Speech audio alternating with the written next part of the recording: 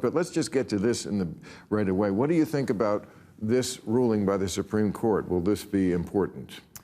Yeah, I mean, I think the court here is standing up for due process. Donald Trump doesn't like it. It's not over. They're just sending this back to a lower court to make a decision as to whether these Venezuelans in Texas can be deported and sent to this mega prison in El Salvador. The interesting thing about Donald Trump saying, I think he posted on Truth Social, you know, the courts are trying to stop us from fighting this invasion of illegal alien criminals, or whatever language he used.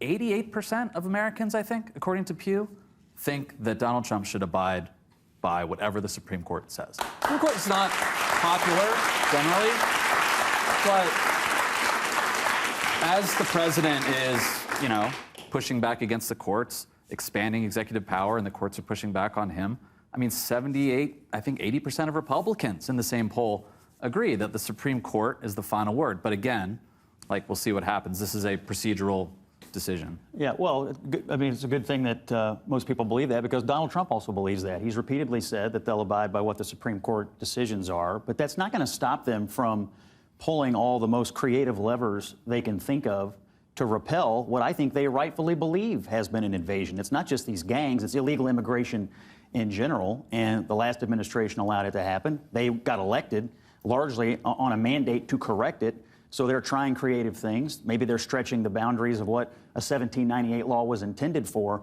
but most Americans know it was a crisis. Most Americans know the previous administration caused it, and most people voted for Donald Trump largely because they thought he would do what was necessary to fix it. Now, if the court doesn't agree with him, I'm sure they'll go back to the drawing board on it, but I think he's got a lot of political leash to pull as many levers as he can. The curious dynamic that's going on, I think, is that they're trying to have it both ways, claiming there's an invasion, pushing the courts. What the Trump White House is doing, using all of the levers of the federal government, is working. I mean, Joe Biden's policies at the border were a disaster. Democrats need to admit that. At February 2023, I think, there were 225,000 apprehensions at the border. In March of this year, there were 7,000. So, like, fentanyl deaths are down in this country.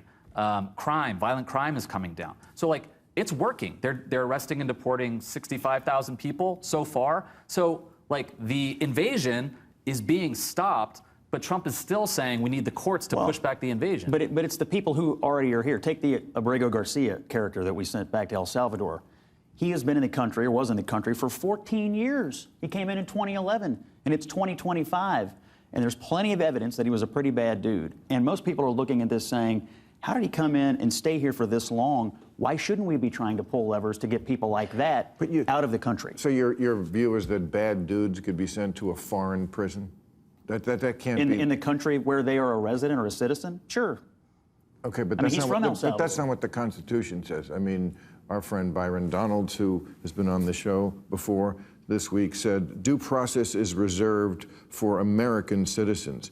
But that is not what the Constitution says. Yeah, I mean, maybe it should, but that's not what we're talking about. We're saying, what does it say?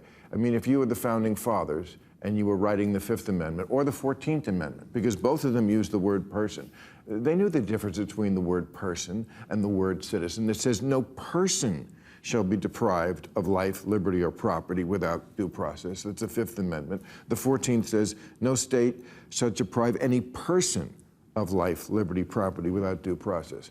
So isn't it clear? I mean, you talk about creative means, but creative can just kind of morph right into, we're just going to do whatever I want. And I don't think, as you said, those polling numbers, even among Republicans, I don't think they want to live in a country where a guy just goes, you know, you're a bad dude. You go to torture chamber. Well,